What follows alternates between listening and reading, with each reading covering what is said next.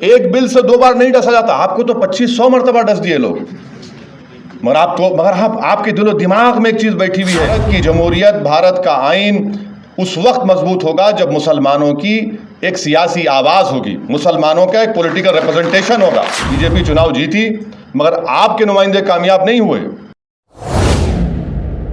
सबसे पहले जनाब अब्दुर्रहमान साहब का दिल की गहराइयों से शुक्रिया अदा करता हूं कि उन्होंने एक बेहतरीन किताब लिखी और पूरा डेटा उसमें डाला, वजूहात बताई हैं उस किताब में कि क्यों मुसलमानों की नुमाइंदगी कम हो रही है पार्लियामेंट में, ऐवान असम्बली में, रियासती असम्बली में।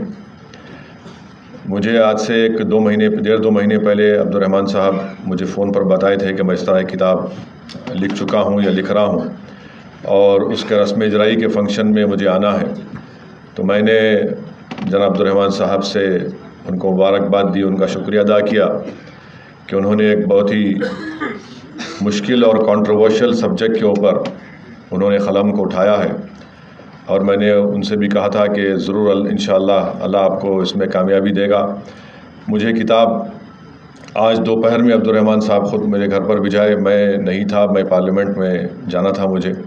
तो जो सरसरी में बैठे बैठे उस किताब का मुताला किया हूँ, मैं ये समझता हूँ कि एक बेहतरीन किताब लिखी गई है और पूरे पार्लियामेंट के 17 जो लोकसभा के इलेक्शन हुए उसमें कितने पार्टीज़ ने अपनी जानिब से कितने मुसलमानों को टिकट दिया और कितनी रियासती पार्टियों ने लोकसभा के चुनाव में, इंतखाबात में मुसलमानों को टिकट दिए और फिर उसमें कितने कामयाब हुए पहली लोकसभा से लेकर मौजूदा 2019 तक। और साथ ही साथ उस किताब में उन्होंने रियासती असम्बली के इंतखाबात में भी मुख्तलिफ़ रियासतों का ज़िक्र किया है जहाँ पर कितनी पार्टीज़ ने मुसलमानों को टिकट दिए, कितने कामयाब हुए। और उस किताब के आखिर में उन्होंने हर रियासत में जितनी असम्बली हल्क़े जात हैं उसमें उन्होंने मुसलमानों का आबादी का तनासुब भी लिखा। तो मैं समझता हूँ कि एक बहैसियत एक सियासत के तालिब इल्म के लिए ये हमारे लिए बड़ी मुफीद साबित होगी और मैं इंशाअल्लाह ताला ज़रूर जब वक्त मुझे मिलेगा मैं इसका पूरे जितना हो सके इसका पढ़ूँगा और यकीन जानिए अब्दुर्रहमान साहब, मैं इसको इस्तेमाल करूँगा अपनी तकारीर में, अपने जहाँ कहीं मुझे मौका मिलेगा, ताकि ये जो हमारे वतन अज़ीज़ में जो आर्गूमेंट पेश किया जाता है कि मुसलमानों के ताल्लुक़ से कि आप सिर्फ़ वोट दीजिए, वोट लेने वाले आप नहीं बन सकते हैं। मेरी ज़िंदगी, सियासी ज़िंदगी जो मेरी अब तक रही है, मैंने अपने बचपने में अपने मरहूम वालिद को देखा, अपने बुज़ुर्गों को सुना, तो ज़ाहिर है मेरा जो ओरिएंटेशन है वो इस बात को कबूल करने के लिए तैयार नहीं है कि मुसलमान चुनाव ना लड़ें। और मेरा मानना ये है कि मुसलमानों को इंतखाबात में हिस्सा लेना ज़रूरी है, चाहे वो सरपंच के चुनाव हो या मंडल के चुनाव हो या निकाय चुनाव हो या म्युनिसिपल कॉरपोरेशन के चुनाव हो या असम्बली के हो या पार्लियामेंट के हो। और मेरा मानना यह है कि जब तक मुसलमान चुनाव नहीं लड़ेगा आप जीत भी नहीं सकते और अगर आपको हार भी मिलती है तो उसमें कोई बात नहीं है, मगर आपको लड़ना ज़रूरी है। अगर आप हार के डर से इलेक्शन नहीं लड़ेंगे तो फिर आप कभी भी नहीं जीत पाएंगे। अगर आपको जीतना है तो आपको एक में ही 2 बार हारना पड़ेगा और फिर आप जीतेंगे भी इंशाअल्लाह ताला। और अगर आप नहीं भी जीत पाएंगे तो कम से कम आप जो वोट लेते हैं उससे इन तमाम लोगों को जो ये समझते हैं कि मुसलमान जीत नहीं सकता, उनको आप बता सकते हैं कि देखो ये इतने वोट मैंने हासिल किए हैं, ये हमारी ताकत है। अभी मैं सुन रहा था हमारे प्रोफेसर मनोज झा साहब को, बड़े अच्छे आदमी हैं मगर मुझे थोड़ा मेरी राय उनसे मुख्तलिफ है। फ़िरक़ा परस्ती का आगाज़ 2014 से नहीं शुरू हुआ।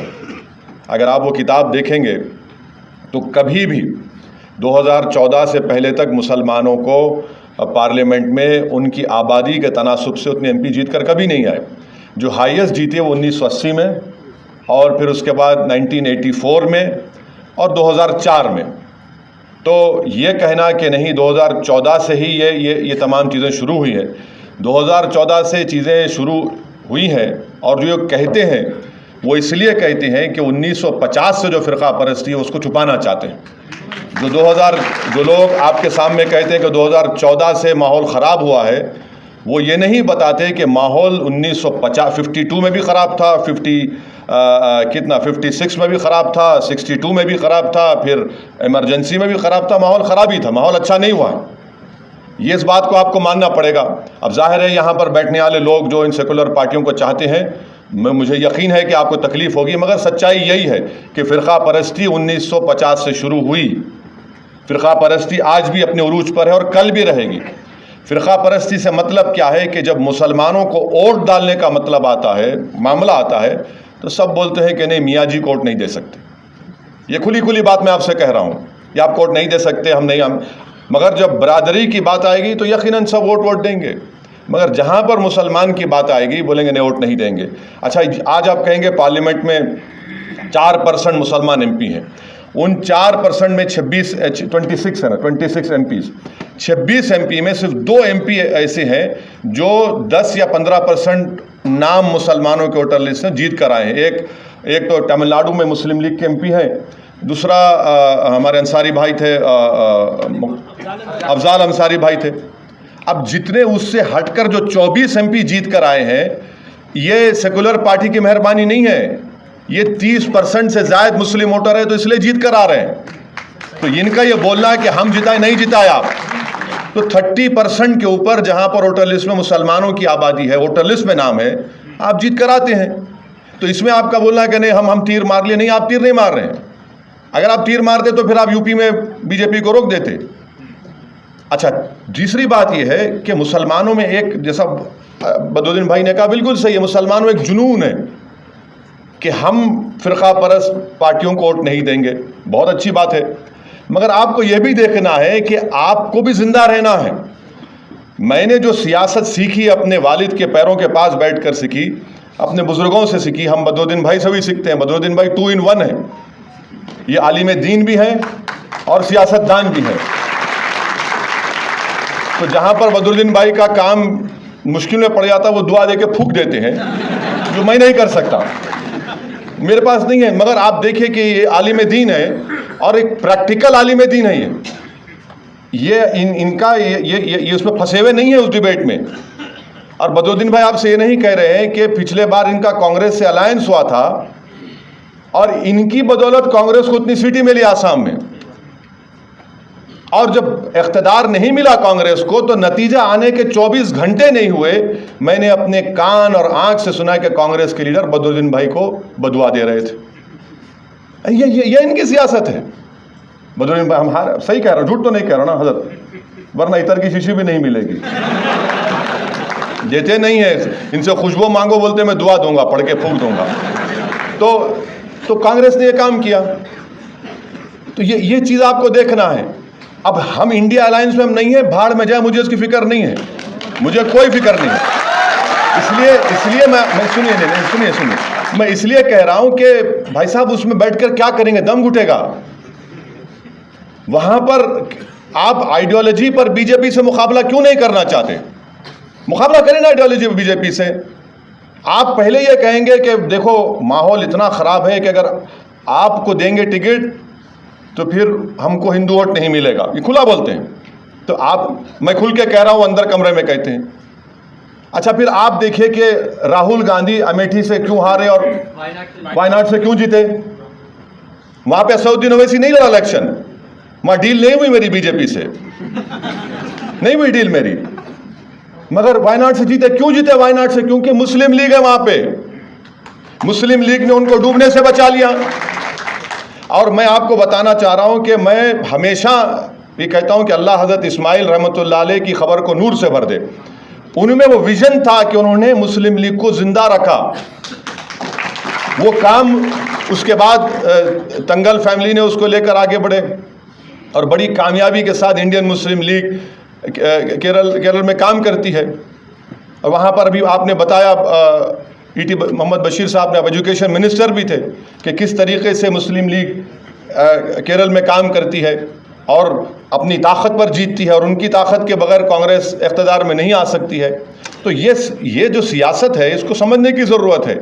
मगर जो हिंदी बेल्ट की सियासत है, वहाँ पर मुसलमानों को एक फ़ैसला लेना पड़ेगा। आपने मैं पिछले उत्तर प्रदेश के चुनाव में बोला कि भाई ठीक है, आप बहुत से लोग मुझे बोले कि हम फैसला कर लिए, हम आप वोट नहीं दे सकते। मैंने ठीक है, मैं लड़ूंगा। तो उन्होंने कहा कि नहीं, हम अब के बार बीजेपी को रोक देंगे। मैंने उनसे कहा कि देखिए, एक बात समझिए कि आप रोकिए ज़रूर, मगर ये तो बताइए कि आप जीतेंगे कितने। आप अपनी आवाज़ तो बनाइए, 3-4 को जिताइए जो आपके लिए लड़ेंगे, आपकी आवाज़ बनेंगे। बोले नहीं, हम फैसला कर लिए कि अब के बार हम साइकिल को साथ देंगे। मैंने कहा मुबारक, आपका फैसला है, मैं थोड़ी बहुत मुझे तकलीफ होगी मगर आप कर लीजिए। मगर मैंने उनको बताया कि आप कामयाब नहीं होने वाले। बोले आपको कैसे मालूम? मैं बता रहा हूँ आपको कामयाब नहीं होंगे आप। मगर जुनून था, पूरे मसाजिद से ऐलान हो गया, सब मसाजिद से ऐलान हो गया। जुमे के खुतबे में इमाम साहब मिंबर रसूल पर खड़े होके अच्छा फैसला लीजिए, शैतानियत को शिकस्त दीजिए, इंसाफ को कामयाब करिए, सब बोला गया। और माशाल्लाह से मुसलमान सुन लिया। मगर नतीजा क्या निकला?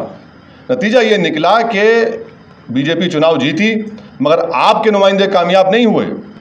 तो ये आपको डिफरेंस महसूस करना है। मेरा जो पॉलिटिकल ओरिएंटेशन है, मैं उसकी बात कर रहा हूँ। मेरा मानना यही है और जब तक मैं जिंदा रहूँगा मानता रहूँगा कि भारत की जमहूरियत, भारत का आइन उस वक्त मजबूत होगा जब मुसलमानों की एक सियासी आवाज़ होगी, मुसलमानों का एक पॉलिटिकल रिप्रेजेंटेशन होगा। और जो लोग बार बार ये मुझे और बदरुद्दीन भाई को कहते हैं कि नहीं आपके लड़ने से बीजेपी जीती, मैं आपको बता रहा हूं कि आसाम में जब बोडो से झगड़ा शुरू हुआ उस वक्त 40-50 हज़ार लोग बेघर हो गए थे लोअर आसाम में। और गुर्बत तो आप देखे ही नहीं होंगे दिल्ली में बैठने वाले, जो मैंने आसाम में देखे 5 लाख के करीब।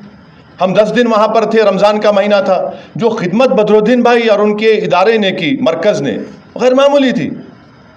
अब आप बताइए कहाँ थे? कोई भी नहीं थे। तो ये जब तक आपके पास आपके वोट से कामयाब शुदा MLA, MP, काउंसलर, सरपंच नहीं होंगे, आपके मसाइल नहीं हल हो सकते हैं।